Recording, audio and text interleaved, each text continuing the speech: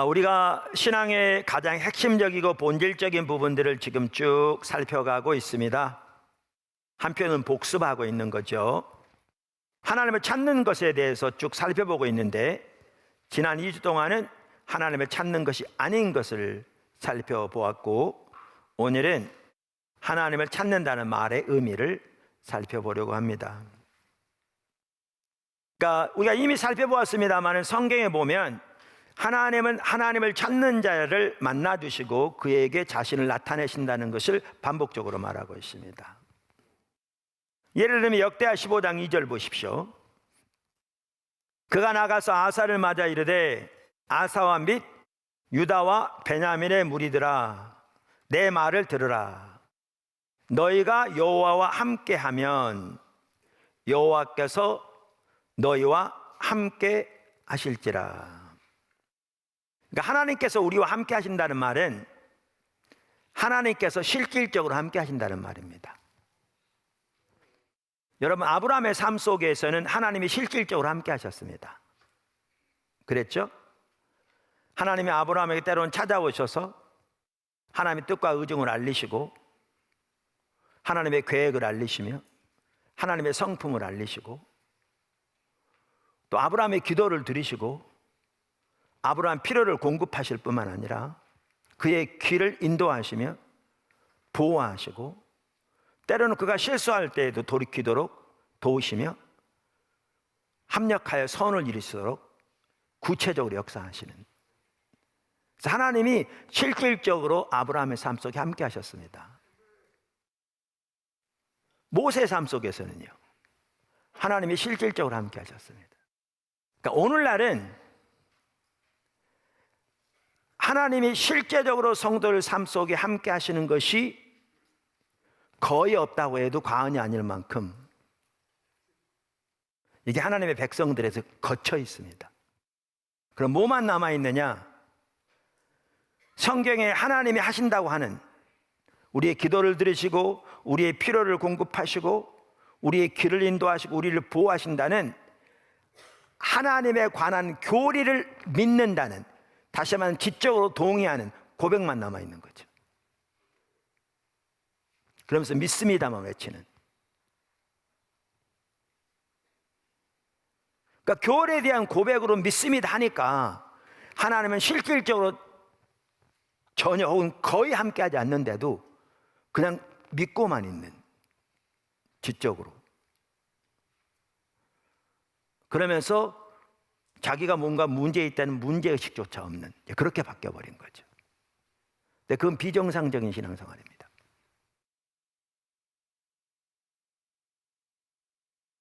근데 여기 보시면 너희가 여호와 함께하면, 이 말을 우리가 신앙의 본질과 이미 살펴봤는데요, 이름이 신명기 30장에 하나님을 택하라고 그러는, 택하는 길을 말씀하셨는데 그게 하나님과 함께하는 길이죠. 신앙의 본질. 함께하면 하나님이 실질적으로 함께 하시겠다는 거예요. 9절에 보면. 그러면서 하나님이 함께 하시기 위해서 우리에게 중요한 것에 대해서 말하면서 뭐라고 말하냐면, 바로 이어서 너희가 그를 찾으면 그가 너희와 만나게 되시려니와. 그러니까 이런 일이 실제로 일어나기 위해서 우리가 해야 할 일은 하나님을 찾아야 한다, 이렇게 말하고 있습니다. 그리고 그 반대가 뭐냐? 너희가 만일 그를 버리면 그도 너희를 버리시리라. 그러니까 하나님께서 우리를 버리신다는 말은 우리가 이미 살펴본 대로 하나님의 호적의수를 빼버린다, 그 얘기가 아닙니다. 하나님이 함께하지 않는다는 거죠. 그러니까 실제적으로 함께하지 않는다는 거죠. 자, 그러면 성경에서 말하는 하나님을 찾는다는 말은 뭔가라는 거죠. 첫째, 성경에서 하나님을 찾는다는 말은 하나님 자신을, 즉 하나님의 얼굴을 구한다는 말입니다. 성경에서 하나님을 찾는다는 말은 하나님 자신을, 즉 하나님의 얼굴을 구한다는 말입니다. 첫째, 둘째는 중요하지 않고요. 시편 24편 6절. 이는 여호와를 찾는 족속이요 야곱의 하나님의 얼굴을 구하는 자로다. 셀라. 그러니까 시편에 나오는 중요한 문학적 특징 중에 하나는 평행법입니다. 영어로 parallelism이라고 그러는데, parallel 그러면 평행선을 말합니다. 그러니까 평행법은 구약 산문에도 나오지만 시편의 기본적인 구조적 장치처럼 보일 만큼 시편에는 자주 나오는 특징입니다. 평행법은 그 의미를 보다 풍성하게 표현하기 위해서 같은 의미를 가진 다른 문구 혹은 문장을 나란히 사용하는 것을 의미합니다. 그러니까 예를 들면 이 구절에서 이는 여호와를 찾는 족속이요, 한 문장이고, 또 야곱의 하나님의 얼굴을 구하는 자로다, 이게 다른 문장인데 이 두 개가 같은 걸 말합니다. 이게 평행법입니다. 그러니까 여호와는 곧 야곱의 하나님이고, 그 다음에 하나님을 찾는다는 말은 하나님의 얼굴을 구한다는 말인 거죠. 같은 뜻입니다. 그래서 여기에 보면 하나님을 찾는다는 말은 하나님의 얼굴을 구하는 것임을 분명하게 볼 수 있습니다. 사실 이 구절은 1절부터 보시면 하나님께 예배로 나가는 구절인데요. 그래서 우리의 예배에 있어서, 우리 지금 공예배 중인데 예배에 있어서 핵심은 하나님을 찾아 나오는 겁니다. 그리고 하나님을 찾아 나온다는 말은 하나님의 얼굴을 구하여 나온다는 말입니다. 아멘. 시편 42편에도 우리는 그 부분을 볼 수 있습니다. 시편 42편 1절, 하나님이여 사슴이 시냇물을 찾기에 갈급함같이 내 영혼이 뭐하기에? 주를 찾기에, 하나님을 찾기에, 여호와를 찾기에 갈급하나이다. 그러니까 지금 이 시편 기자는 사슴이 시냇물을 찾기에 갈급함같이 하나님을 간절히 찾고 있습니다. 그렇죠? 여러분, 그 아프리카 같은 데서 건기가 되면 짐승들은 물을 찾아 생명을 건 행진을 시작합니다. 여러분, 동물의 왕국 같은 프로그램 보시면 알지만 때로는 수천 킬로를 가야 되고요. 가다가 많은 짐승들이 죽임을 당하기도 하죠. 잡혀먹기도 하고, 다른 짐승에 물이 없어 죽기도 하고, 사고로 죽기도 하고. 근데 그때 사슴이 제일 앞장선다고 하더라고요. 왜냐하면 사슴은 물냄새를 맡는답니다. 리더십에 대한 아주 좋은 예죠. 자, 그러면 그렇게 건기에 물이 없어 물을 찾아 나서는 사슴이 얼마나 목마르겠어요? 갈급하겠어요? 이 시편 기자는 자기가 주님을 찾는 그 갈급함을 거기에 비유하고 있습니다. 거기에. 그래서 페트라 주석만 하더라도 그 갈급함을 이렇게 표현했더라고요. 주석책에 갈급함같이, 이 부분에 대해서 이에 해당하는 원어 아라그는 이것과 지독한 가뭄 때 하나님을 향하여 헐떡거리는 들짐승들을 묘사하는 요엘서 1장 20절에만 사용되었다. 요엘서 1장 20절의 문맥을 고려할 때 이 용어는 찾기에 갈급함 가치로 번역하기보다는 울부짖으며 찾음과 같이로 번역해야 원문의 의미가 살아날 듯하다. 이렇게 마르틴 루터도 그렇게 말했습니다. 그러니까 그만큼 지금 갈급한 거죠. 근데 이 시편 기자는 그런 갈급함으로 누구를 찾고 있다고요? 하나님을 찾고 있다, 이렇게 말합니다. 자, 그러면 우선 여기 보시면요, 이 시편이 누구의 시편이라고 되어 있냐면, 여러분들은 지금 이제 이 화면에 나온 건 안 나오지만 여러분 성경을 보시면 그 시편이나 소개에서 고라 자손의 마스길이라고 써 있어요. 고라 자손의 마스길이라고. 고라 자손들은 하나님의 언약궤를 다윗이 예루살렘에 가져다가 언약궤를 위한 장막을 따로 세우고 거기 안치했습니다. 그리고 고라 자손들로 이루어진 레위 지파 제사장들을 세웁니다.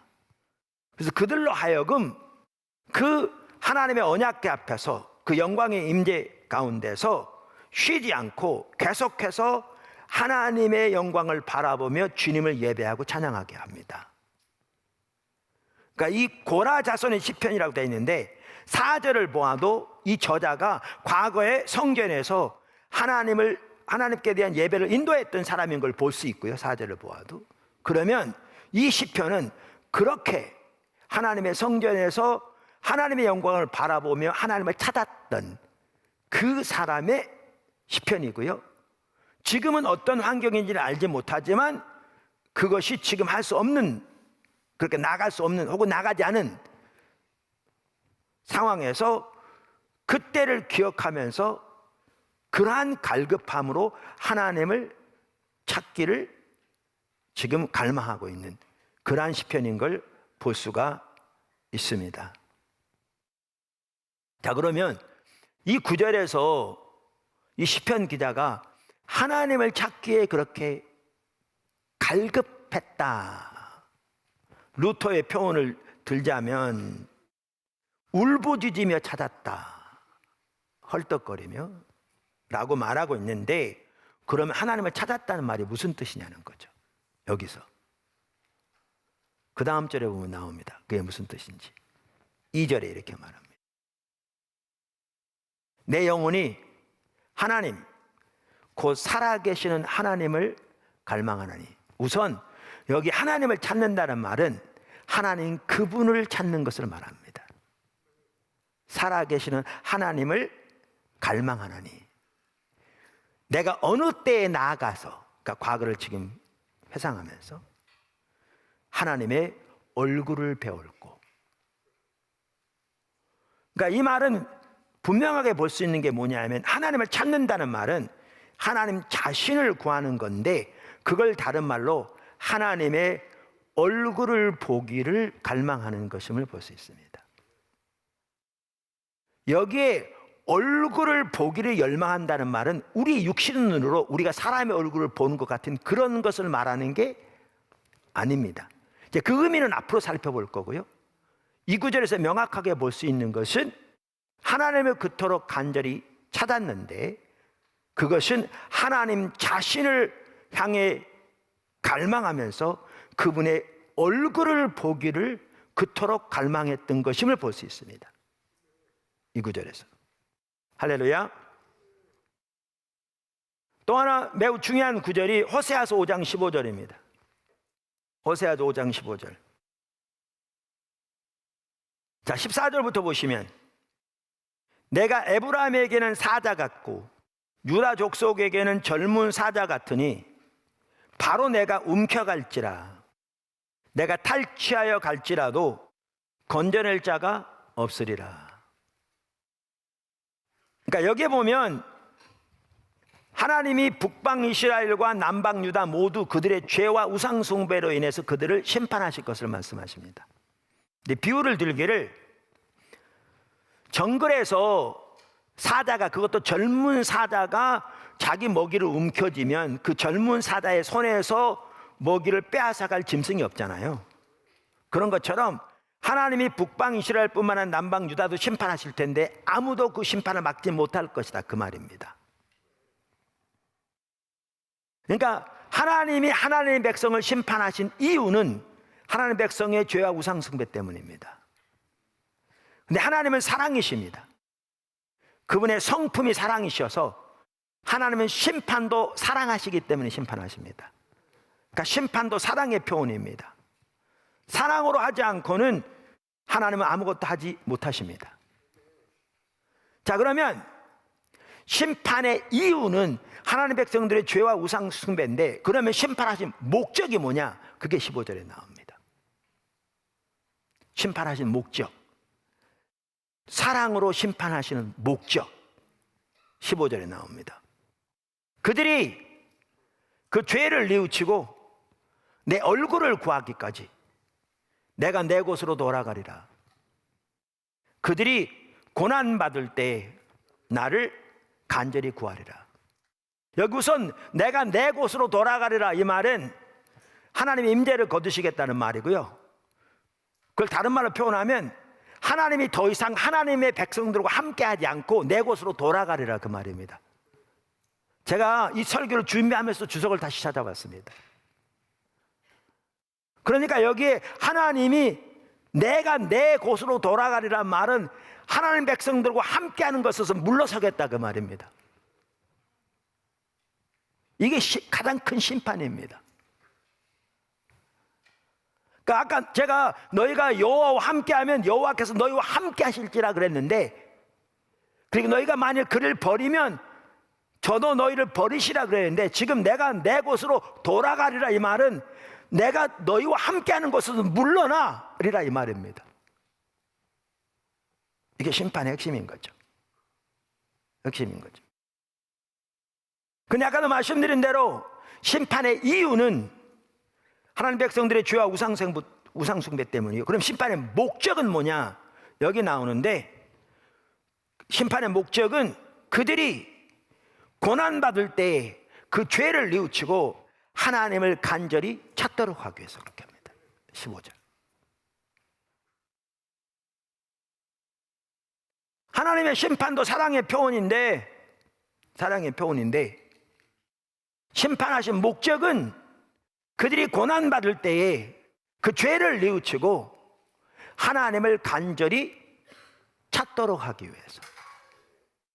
그래서 이스라엘 백성들의 삶을 돌아봤지만 그들은 심판이라고 볼 수 없지만 징계였다고요. 근데 같은 맥락인데 그들이 고난받을 때 하나님을 간절히 찾도록 인도하신 겁니다. 근데 그들은 하나님을 찾지 않았죠. 자기 필요한 목적을 위해 하나님의 도움을 구했을지 몰라도. 이미 살펴본 대로 지난 2주 동안. 그러면서 여기에 보면 그들이 고난받을 때 하나님을 간절히 찾도록 심판하시는 건데, 그 하나님을 찾는다는 말을 여기에 뭐라고 표현하고 있는가? 내 얼굴을 구하기까지.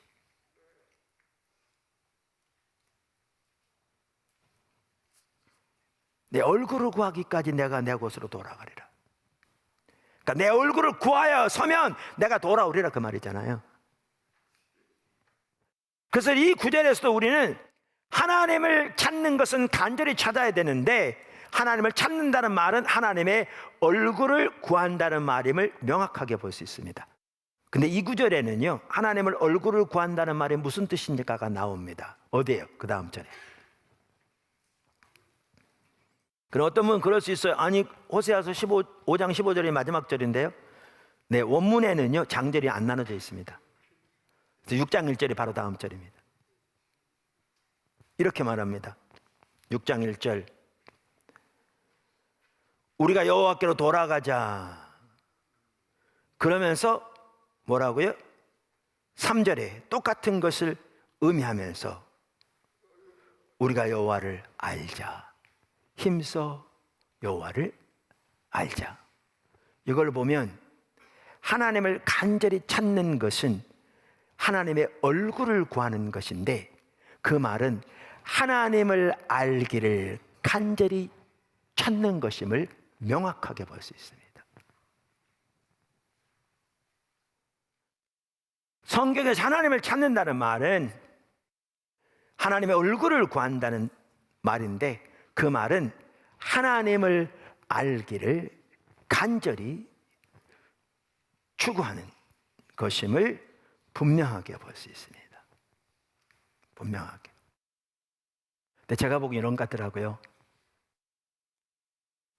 마태복음 7장에서 예수님께서 하나님 나라의 복음을 쭉 5장, 6장, 7장 산상수훈 말씀하신 다음에 뭘로 마치냐면, 그 반석 위에 지은 집과 모래 위에 지은 집의 비유로 마치거든요. 그래서 반석 위에 지은 집은 어떤 사람들이라고요? 예수님의 말씀을, 하나님의 말씀을 듣고 뭐하는 자? 행하는 자고. 그 다음에 모래 위에 지은 집은요, 그 사람은요, 듣고 행치 않는 자라고요. 우리가 많은 경우에 모래 위에 집을 지은 사람이라고 비유되는 사람은 예수님의 말씀을 안 들은 사람 같은데, 안 해요. 둘 다 들은 사람인데, 모래 위에 지은 집을 지은 사람은 듣고 행치 않은 사람이라고 돼 있어요. 근데 제가 말하고자 하는 취지는 이겁니다. 여러분, 모래 위에 지은 집도요, 창소가 나고 바람이 불기 전까지는 그대로 서 있습니다.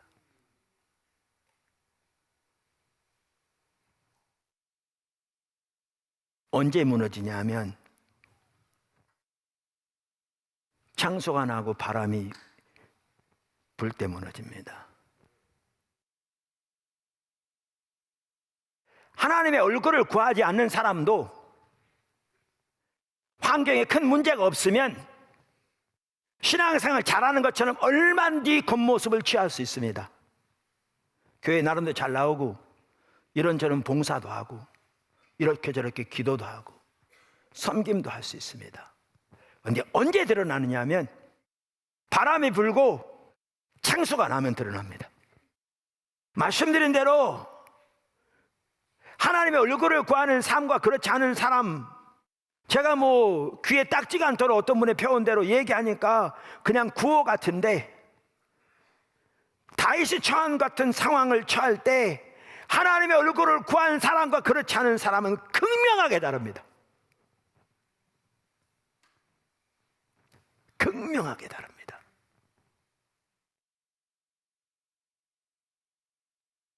이 상황에서 다윗은 그렇게 하나님을 찾습니다.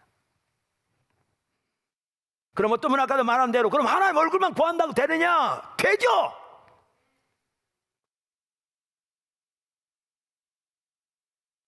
어차피 자기 필요한 목적을 위해 줄기차게 구한다고 응답되는 게 아닌데, 하나님은 무슨 기계도 아니고 빠진 거 기계처럼 거기다 동전 넣고 잡아당기면 쏟아지는 것처럼 중언부언 하지 말라고 예수님은 그랬는데 그냥 자기 필요를 위해서 이방 종교에서 하는 것처럼 아침 저녁으로 그냥 그것만 계속 구한다고 주님이 응답하신 분이십니까? 그분은 살아계신 인격체인데.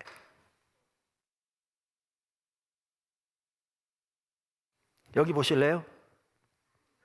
이렇게 다윗이 구했습니다. 그랬더니 다른 게 무엇인지 아십니까? 3절 보세요. 3절부터 보시면요, 주님을 찾는 사람과 찾지 않은 사람의 차이가 근본적으로 나타납니다. 3절에 이렇게 말합니다. 주의 인자하심이 생명보다 나음으로 내 입술이 주를 찬양할 것이라. 우리처럼 주의 인자하심 생명, 지금 이러고 있는 게 아닙니다. 지금 다윗이 사막에서 그러고 있습니다. 모든 게 다 걸려있는 상황에서. 이 찬양이 우리처럼 모든 게 편하고 문제없고 사업 될 만큼 되고 뭐 자식 새끼들 잘 살지 못해도 그런 나름대로 다 살고 교회 와서 부르는 노래가 아니라니까요. 지금 다시 그 사막에서 찬양하는 대로니까요. 근데 왜 이게 가능한 줄 아십니까?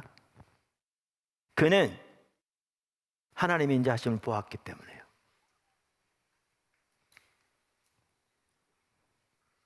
헤세드의 사랑을 보았기 때문에요. 우리가 하나님을 아는 만큼 하나님을 믿을 수 있다고 그랬잖아요. 그리고 하나님 믿는 만큼 하나님의 영광을 경험한다고 그랬잖아요. 제가 구체적인 예도 드렸잖아요. 주님을 아는 것에서. 다윗이 압살롬에게 도망해서 광야에 있을 때 지은 시편들이 또 다른 시편들이 있어요. 거기에 보면 간절히 필요를 위해서도 구해요. 나라를 위해서도. 근데 우리는 기억해야 돼요. 이 둘을 같이 봐야 진정한 의미를 보아요. 이렇게 주님만을 구하고 주님만을 예배하고 주님만을 신뢰하는 가운데 주님을 찬양하고 그 토대 위에서 주님의 뜻이 이루어지기를 구하는 거죠. 간절히. 이스라엘 백성과는 근본적으로 다릅니다.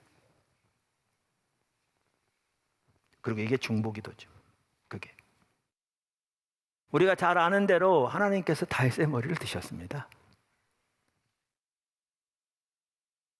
그를 다시 회복시켜 주시고 다윗의 통치 아래 이스라엘은 가장 강력한 나라로 세워졌고 오늘까지도 이스라엘에게 다윗은 가장 훌륭한 왕이었습니다.